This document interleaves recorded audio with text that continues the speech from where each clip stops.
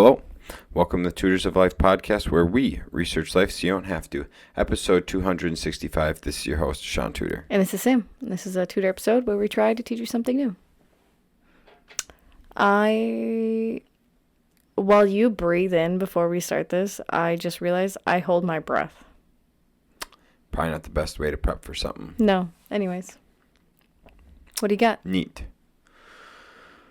We are going to chat today about, is it better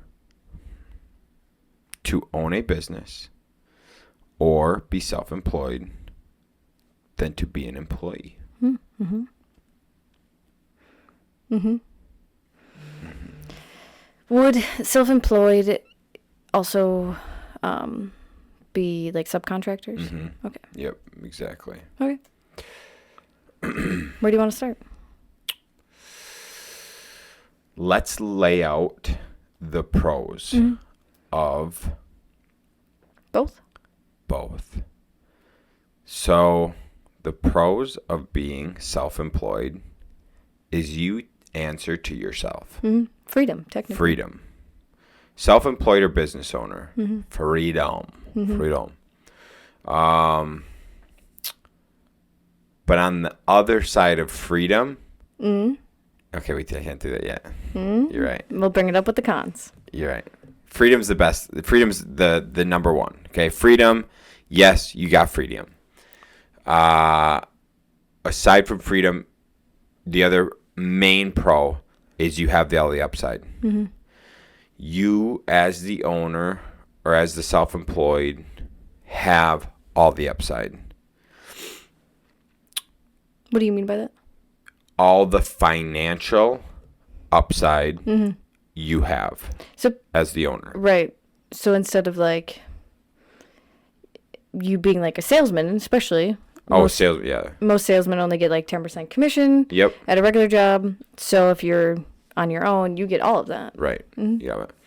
So way, way, way higher financial possibilities. Yeah. So that's beautiful. So you have freedom and you have financial. And another big pro of owning your business is you get to set the standard. So if you don't like how things are ran at companies you work at, you think they do things wrong, you think they do things dumb, whatever, you have the final say. You are the law of the land. You set the standard, and everybody has to, in theory, abide by it, or they won't be with your company. Mm-hmm. So you get the freedom, you get the money, and you get the standards, the set standard. You get the culture. You get to build your own culture. Mm-hmm. Other pros of owning a business is you are going to become a jack of all trades in a realm of you're going to understand the picture of life so much more. You're going to understand what goes into running a business. You're going to be able to relate and have like empathy for other business owners, you're going to want to support more local businesses. You're going to want to support more local businesses. You're going to honestly look back and go, man, dude, the fucking job I quit or whatever, I think I understand what the owners were doing more, right? And you're just going to understand the big picture of why things operate the way things operate. So you're going to get a lot more. You're just going to get a lot more like almost like nicer. Yeah. And what's from? I think a lot more grace. Yeah. Maybe. Yeah. When you said empathy, I think that's a good. Yeah. Yeah. Because just in general, like you're going to be more empathetic to all people, just because you do understand like a part of the world that not a big population knows. Right. Yeah. And it just helps you understand like the economy, other businesses, which I mean, everything is run by a business. Right. So you just understand everything a lot more. Another big pro, this one I like a lot, is your relationships. Mm-hmm. If you have a business, you're a business owner, you're growing, you have a growth mindset, you're looking at the bigger picture, you're looking to serve, right? You're looking to serve. You typically are going to end up, if you do things right, do the right networking and stuff, you're going to align yourself and build relationships with other people similar to that, right? People who want to serve, people who have a bigger outlook on life. Honestly, it seems to be more positive thinkers. So typically your relationships and your circle is going to become more positive. And you have to weed through a lot of negative, and you got to weed through a good amount of scammy people. I've noticed that we've weeded through a lot of small business people that start out who are just like greedy, con artist type people, and you get to you weed through that. But as you do, you meet some of the people that you go, wow, you are the real type of entrepreneur I strive to be. You're some pretty amazing people, I would say. Phenomenal people. I would say successful, like legit entrepreneurs are some of the greatest people you could ever meet. Hands down. Absolutely. I would say that's the big main shit of owning a business. I think so too. Pretty much. The other thing is, I guess like the last thing I'll say on it is having your own business or being self-employed is 100% on you, no excuses. And whatever you put in, you get out. So you don't have excuses. You can't blame your boss. You can't blame your coworkers. It's you.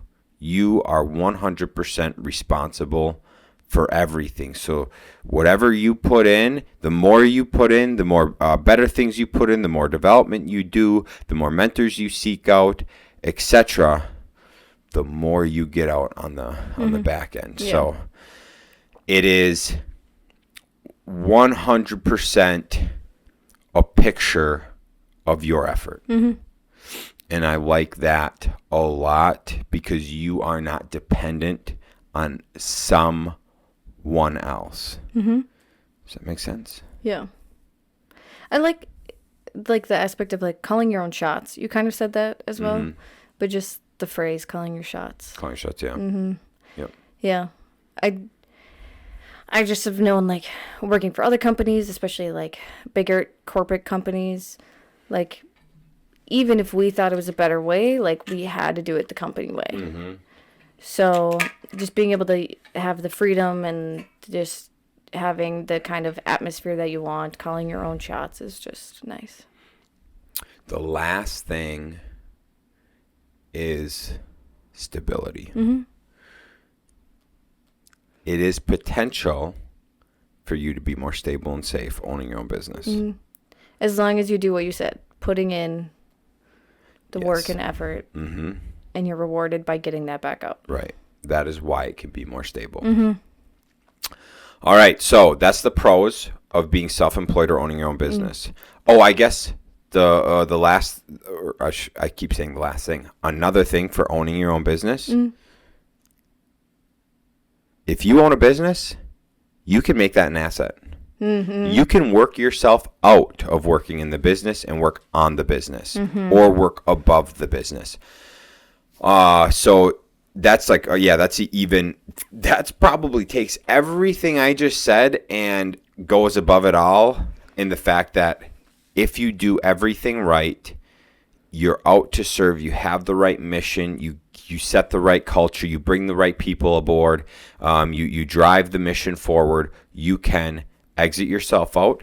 This can be a self-driving vehicle that you just like check in on, keep the culture going and everything like that. Give them goals. Give them goals, standards, etc. And it will operate without you there, giving you even more freedom. Mm-hmm. Yeah. That's a big one. That is a big one. That's a cool one. That is a cool one. So let's take in, bring it back to the pros of working, of being an employee. Mm-hmm. Number one, you know where you're going to work. You know where your income's coming from, right? You have no worries. You've got a lot less worries. I should say, yeah. You got a lot less worries. Most times it's more stable if you're with like a set up company, you know. You get PTO. Most places. At most places, you get benefits, health insurances, stuff like that. You can become an expert at your job. Yeah. And at your skill set. You're not worrying about the books. You're not worrying about marketing. You're not worrying about building relationships. You are focused on your skill, your craft. You get to focus all of your time on that to become great at it.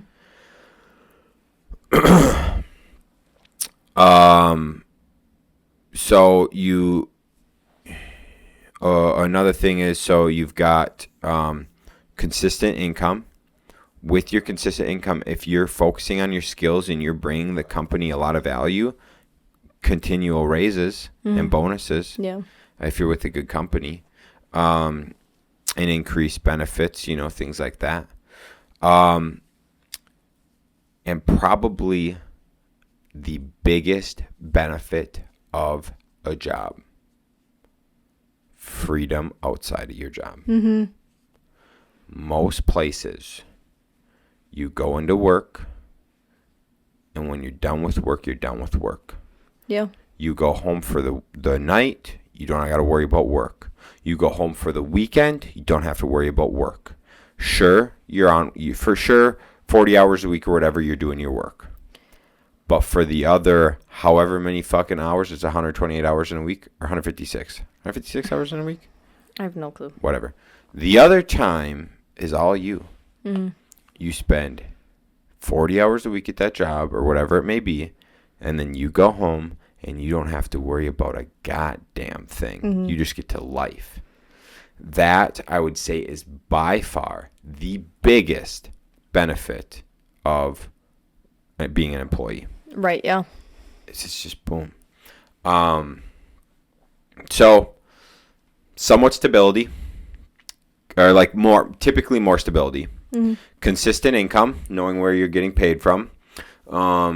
If you're with a good company, the better you are at your skill set, the more you provide value, the more you get paid.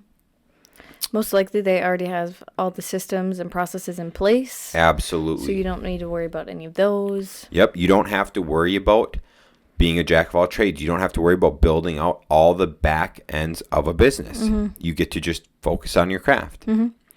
Your risk is really non-existent, especially if you build a skill set and can go get a job. If that company went under or whatever, you could go get a job anywhere else with that skill set. Yeah. And you have boatloads of freedom. Boatloads of freedom. And depending on companies too, like some of them like will pay for you to get like certificates or do more Continuing learning. education. Yep. And obviously not all, but some will do that. So yeah, a lot of time businesses will have additional benefits depending on where you go. Honestly, camaraderie with coworkers. Oh yeah. No matter what, if you're the boss, there is going to be a different type of relationship with your employees. Period. Does not matter. It's going to happen. So being able to just be a regular employee and just be coworkers with people and having that camaraderie, there is something just nice and different about it. It's a little more relaxing and everything. Absolutely. Those are the main pros I know for both of them. I think so, yeah. Should we hit some cons? Let's do some cons, baby. Let's do some cons. All right, cons for owning your own business or being self-employed. Number one, everybody knows it, risk. Mm-hmm. It's not what I was going to say, but yes, risk. Oh, dang. What were you going to say? You go for yours and I'll tell me All mine. right. Risk because you don't know where your income's coming from. Mm-hmm. You don't know if it's going to be successful. You don't know when your next paycheck is. You don't know when you're going to be able to provide for your family next, right? Mm-hmm. That is the risk. You're starting a new thing. You have risk, period. Mm-hmm. Especially they say 80. I think it's like 85% of businesses fail in the first 5 years. Yeah, I mean, like risk and stability, right? Because huge. You may not know where like your next paycheck's going to come from, or you may start getting a lot of jobs and then you're like, shoot, I have to find employees. Oh yeah, so you got to find people to do them. Yeah. And then you also have to worry about, am I going to be able to keep this work up, or am I going to have to start doing layoffs because I can't get this much work again? Mm-hmm. So yeah, I mean, risk and stability, those go hand in hand. Absolutely. With owning your own business, so it's not just your own life you have to worry about. You have to worry about everyone else's. Yep. Do you have anything more with risk? No. Go ahead with what you're gonna say. Freedom. So with freedom comes also, you're constantly thinking about your business if you own your own business. Shaun and I, our work day doesn't end when we leave the office. We come home and we brainstorm things all day long. When people say, and I talk to Mike about this a lot, when people say you're free, like you get freedom, you get rentals, and you get freedom. You have a business, you get freedom, whatever. You don't have to answer to the man. That is true after. No, it ain't fucking true, period. It don't matter, because whatever level you're at, you're thinking about your business.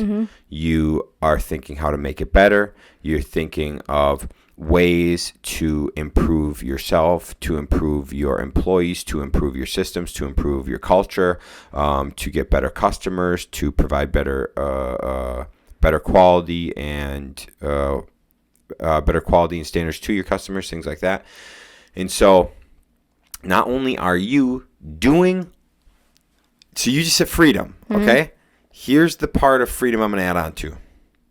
You are now responsible for making sure the business runs. You're responsible for all the systems. You're responsible for the accounting, the bookkeeping, the insurance, the taxes, the payroll, the setting up vendors, following the laws, paying bills, following laws. Yep, huge. You're responsible for all that, and still getting the work done for the skill that you started, the skill or service or product that you started this business for, that you were doing previously at a job.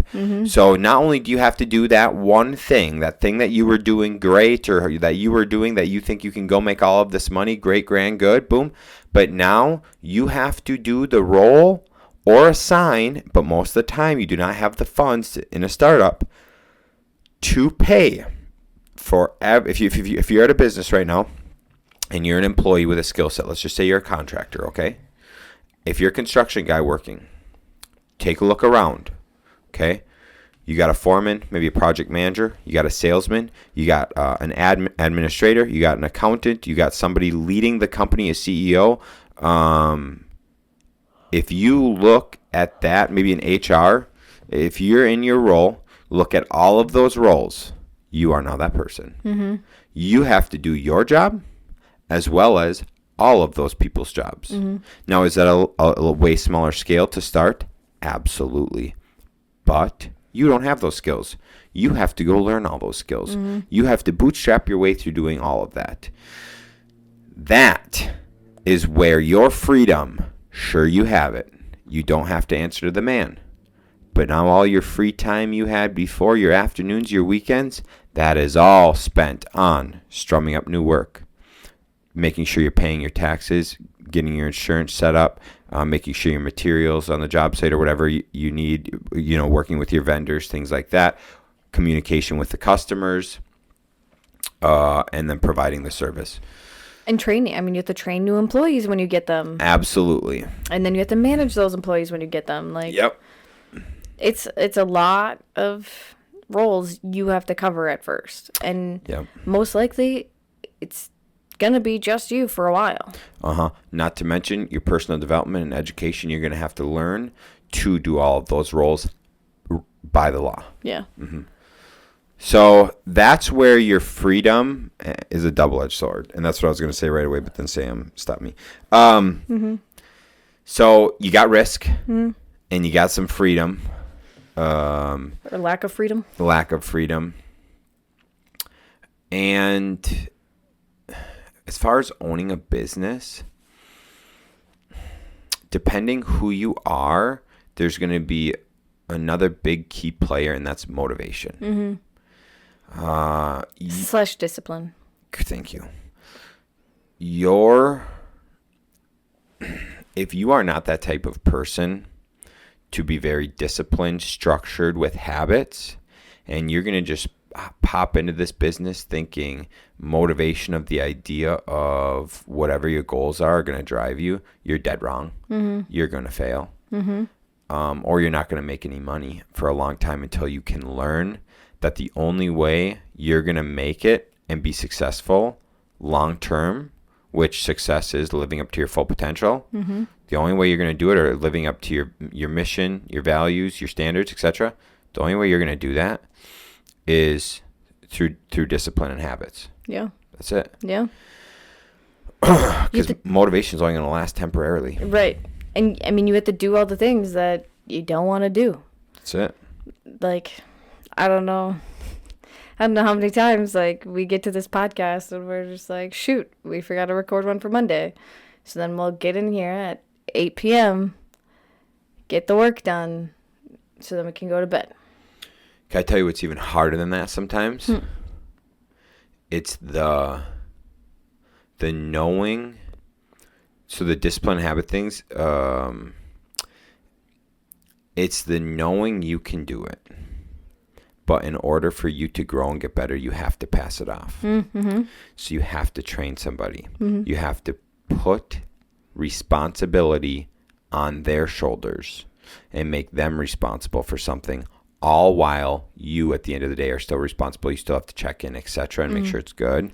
And to not just immediately go like, well, I'll just do it then. Exactly. The hardest thing with that is to take the time, the energy to pass off that responsibility and train somebody properly, giving them the proper training and expectations for them to be successful with it.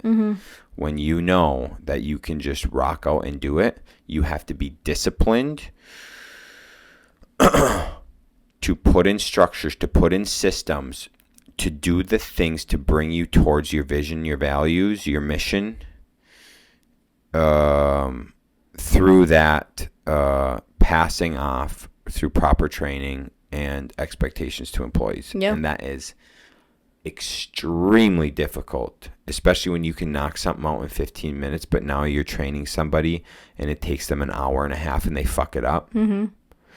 Just having that patience. It's patience. And that's the same thing, dude, I noticed like when I first started working with Nate. Dude, he just probably had to hate me because I would just fuck stuff up and then we'd have to go rework it. And I mean, I still have that with, I got that with my guys, and there's times when I fuck stuff up still and we got to fix it and stuff like that. And that to be able to, as an owner, to stomach that and go, we fucked up. How do we learn from this? How do we move forward? And like accepting that it's losing money, it's losing time, it's testing our patience, but we have to do it to go to the next level, to take the next step. It has to be done, even though it's fucking not easy. Right. That is that's fucking hard. That's all I'm gonna say about it. Is it's hard. Yeah. Any more cons for owning your own business? Oh, there's a ton. Yeah. There's a ton. Liability. Something gets fucked up, you can get sued. Yep. Just, stress. Everything comes back to you at the end of the day. You are fully 100% responsible for the whole thing. You're responsible for the well-being of everybody that works for you, of vendors that you partner with, of customers. You are responsible for that well-being. If you are crushing it and you're a huge part to your vendor, your vendor's supplying you with stuff, you're paying for them to live, right? You have employees, you're paying for your employees to live, and your customers are getting a product or service that they need or want or whatever, and so it's part of their well-being. If you fuck that up, you fuck with people's well-being, period. Think about a good example of that is the whole Bud Light cancellation. Huge. So people were, canceling Bud Light, not drinking Bud Light. But the issue is that wasn't just affecting Budweiser. It was affecting all of the independent companies that are distributors for it. Yep. So because no one was drinking Bud Light, they weren't getting paid. So the vendors weren't getting paid. The distributors. The distributors weren't getting paid. The end person that the distributor ships to, right? The bars, the restaurants, the stores, etc. They paid for it. Mm-hmm. They had to pay for it. They probably have it on like a net 30 terms or whatever, or some of them had to pay for it on a cash basis. They're not getting that money back. So now you're screwing with the livelihood because of decisions your company made. People you had in your company. Now you're affecting the well-being of the end customer, or like the end customer for you, or the vendor. Just the customer experience in general. The customer experience, yeah. So the customer itself, the store, the supplier, the store, the distributor.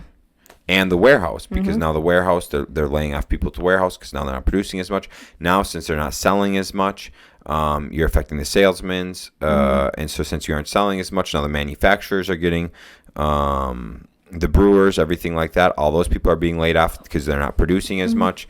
And so it's a full, chain reaction. Yeah, chain reaction that affects so many people down that line. From one person's decision. And so that's the same thing you have to think of when it's your business. So as you start gaining a name for yourself, as you're doing things, providing a service, providing whatever, and you have somebody in your company, or maybe it's you, that does something like that, and now you have to do layoffs, there's a lawsuit, etc., you just affected a lot of people's well-being. And that's on you. Yep. Because there should have been a process in place to have multiple approvals for something, or because most of the time, like, big things like that can be avoided if there's processes and policies in place. 100% that are followed. Yep. Making sure your company has a handbook. Do that. That's a big one. Yep. Anyways. So, yeah. Any other quick cons to rip off? I would say those are the main cons that come to my mind, which is lack of freedom. You have risk, you have responsibility, you have liability, and your time freedom. Inconsistency, absolutely. I mean, we've talked about it before. Shaun and Ryan did not take paychecks. Really.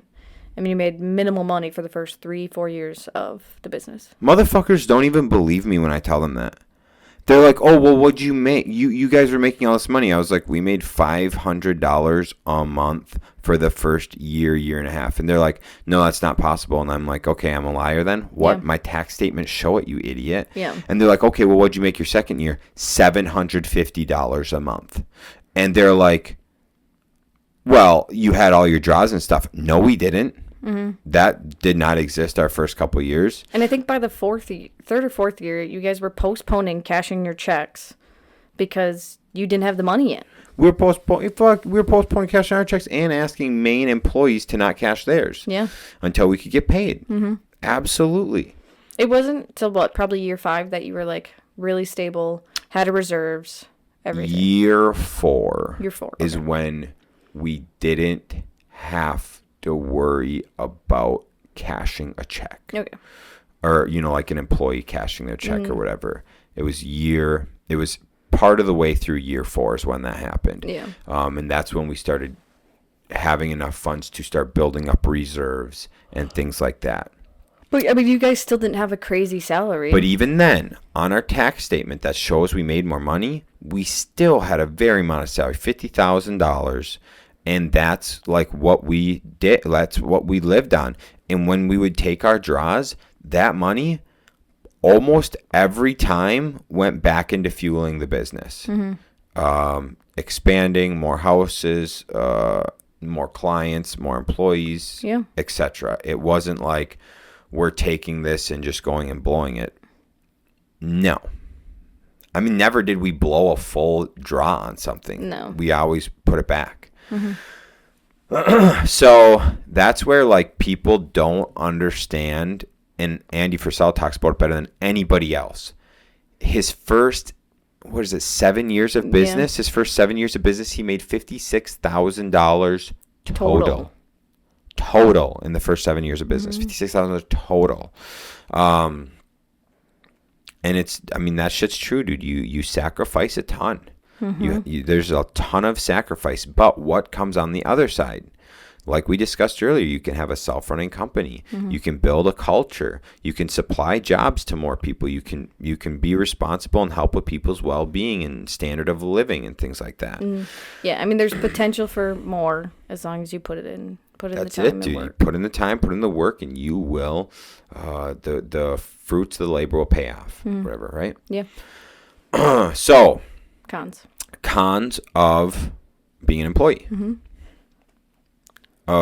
First con is you are at the beck and call of the owners, the managers, whatever. At the end of the day, you have to do what they tell you to do, or you'll be out of a job. Yep. I mean, I'm sure both of us multiple times have tried to change things. Oh, yeah. Do things differently, and at the end of the day, if people above you don't like it, you have to keep doing it how they want it. That's it. You have a responsibility, and that is to your employer. And so that's it. That's where people like you have to answer to the man. That's the number one. Lack of freedom, obviously. Number 2 is lack of freedom. You have time commitments. You spend your time at work. That's how it goes.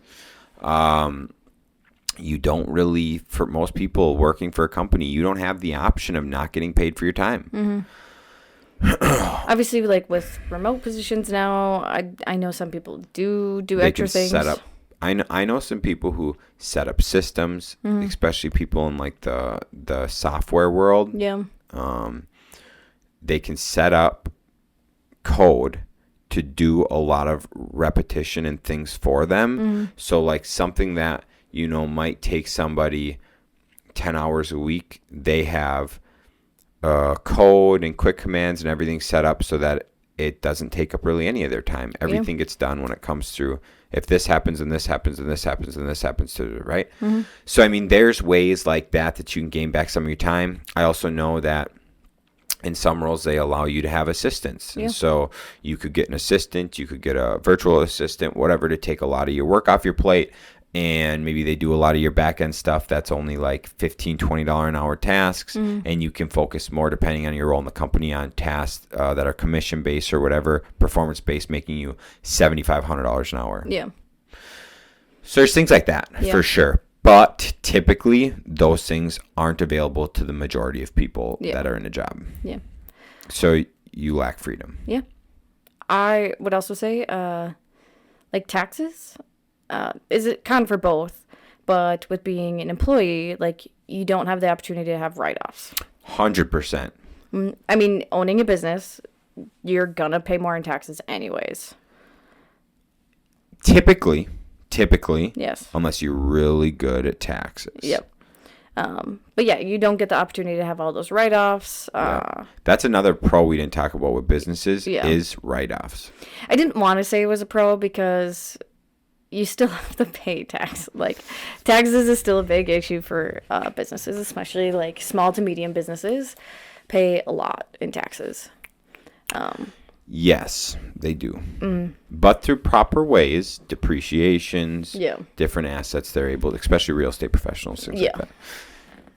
But we won't go down that rabbit hole that deep. But yeah, I mean, so you don't get those opportunities, but your employer pays all your taxes for you, and you don't have to worry about it. You just get your, what is it, W-2 I think so, yeah. at the end of the year, and that's it. Yep. Oh. You don't get the whole pie. Yeah, no. You make your hourly wage, you make your salary, you make your commission, and typically it isn't the big part of the pie. You're getting a little slice. You're a cog in the machine, and that's it. You're not reaping the total reward. Mm-hmm. Then again, you didn't put all the risk in. Mm-hmm. So there's that. Another con of being self-employed. So you have to answer to people. Oh, go ahead. Not self-employed. Being employed. Sorry, being employed. Did I say self-employed? You said self-employed. Oh, I'm sorry. Being employed. Being employed, you have to answer to someone. You don't get the whole piece of the pie. You don't get tax write-offs. And you're limited in your wages, right? I mean, you can do more work. Yeah, for sure. You can do more work, but it's not up to you if you get paid more. It's up to the people above you. Yep. If they want to give you a raise, they can give you a raise. If you put in more work and they're just like, it's not in the budget, then you can't. Also, if you have a personal brand or a personal standard and your company don't give a fuck, you're kind of going against your own values. Because you're not able to live up to your standard or your potential. So it is also a lot harder to live up to your full potential. It can be a lot harder to live up to your full potential. I mean, a simple example of that is one of the jobs I worked at when I became a manager. It wasn't their policy at all times, but like my boss said I had a blue underlayer of hair for a year in college. And when I became a manager, my boss said like I had to dye it back to a natural color because I was a higher up and I needed to have a better example and I needed to follow the policies because of being management. That wouldn't go in today's world, but absolutely. But I mean, that's one of the things, right? Like I loved having that. I liked having that, but in order to keep my job and to get a promotion, I had to get rid of it. Right. Hold standard. I like that. Even like down to like what you wear. Most jobs not anymore, but I mean, when I worked at the mall, I had a dress code I had to follow. Right. My mom has a dress code still at her job. Yeah. So I mean, there is like that lack of freedom and being like having your own identity, right? Like you don't really get to be in any job workforce. Like we go to Quick Trip and the guy behind the counter is Connor. Well, the higher ups at Quick Trip don't really care what Connor, like what his personal brand is, because now his personal brand is Quick Trip's brand. Right. And you got to follow that standard. Yep. That brand. I'll say the last thing I'm thinking of that's coming to my mind is you have risk. And I say that because if a company is mismanaging themselves, you may not know and you could be out of a job. Yeah. There was a bunch of big tech companies that did massive layoffs this past week. Massive. Just think of how many big companies over the last 2-3 years. So think of all the way back to COVID. Think of over the last 3 years. How many companies did layoffs? How many people lost their jobs? And think of how many people, when things were doing really well in 2021, well, that's not true. Let me 2019? re-say that. Think of how many people that were doing really good in 2019 into 2020 that got these great paying jobs, built their lifestyle around these great paying jobs, and then lost those jobs. Mm-hmm. And then they could not find another position making that kind of money. Mm. And I think, thankfully, right, it wasn't as big of an issue as it, like, has been in the past, or, like, with some cities. So, Right. like, in Ashland, they had the Ordocs, right? Is that what closed down? And then a lot of people had to move away because there was no jobs. Oh, way back in the day? Mm-hmm. Oh, yeah. So Ashland used to have a population of around 30,000, but they were huge on coal. Like, so they had the Ordocs they'd bring in and ship out coal. Mm-hmm. And I think also logs, wood and coal, something like that, Probably. whatever. But yeah, as soon as the Ordocs shut down and that shut down, Ashland's got a population of 8,500. Mm-hmm. So, I mean, that killed an area. So you think if you, like, you thought you were safe, you thought you had a good job, you were secure, and then those jobs were gone. Now you have to You may have to relocate. You may have with to your sell family. your house. Yeah. Yeah. So I mean, I definitely think a lot of businesses, like, and we've talked about this before, I feel more comfortable working for myself than someone else. Because your own destiny is in your hands. that's it. Mm-hmm. The effort I put in is the effort I receive back. Yeah. And that's it. Yeah. And I like that. I like to know that no matter what happens, it's on me. Mm-hmm. It's whatever happens, it's my fault.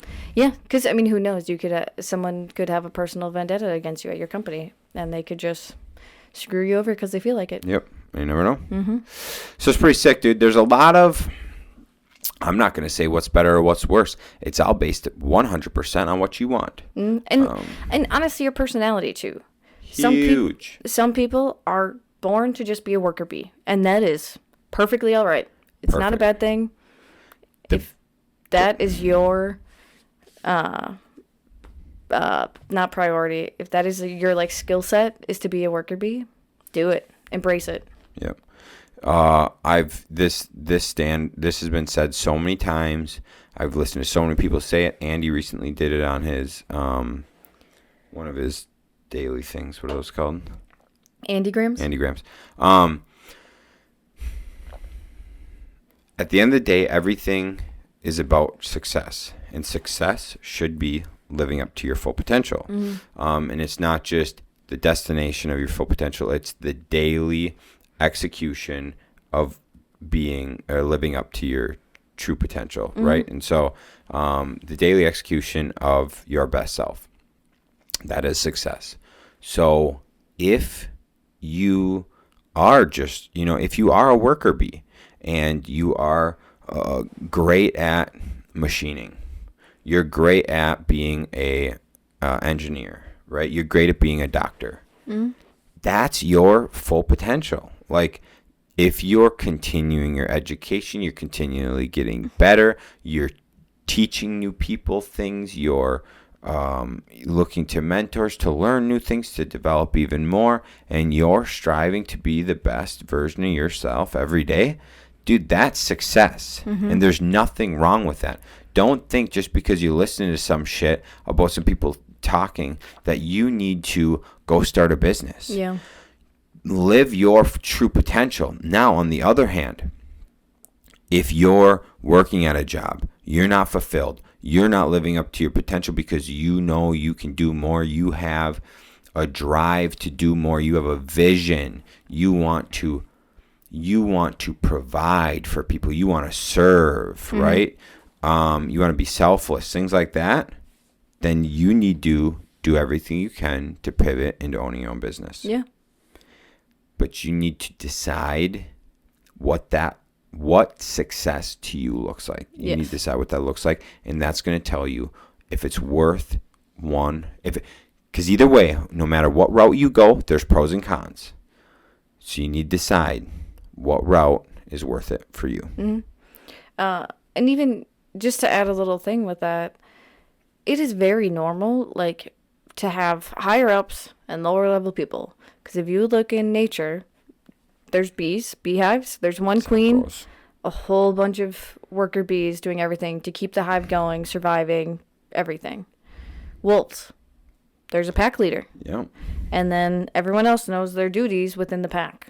That's how it goes. The older wolves in the pack will be way up front. So if there is a predator, the older ones know that they may die, Right. but because they're older, they're weaker. They know that they aren't as successful at keeping the pack going compared to all the young pups still Correct. back there. They're doing their role. Mm-hmm. That's the biggest thing I talk about on this podcast all the time. We talk about it all the time.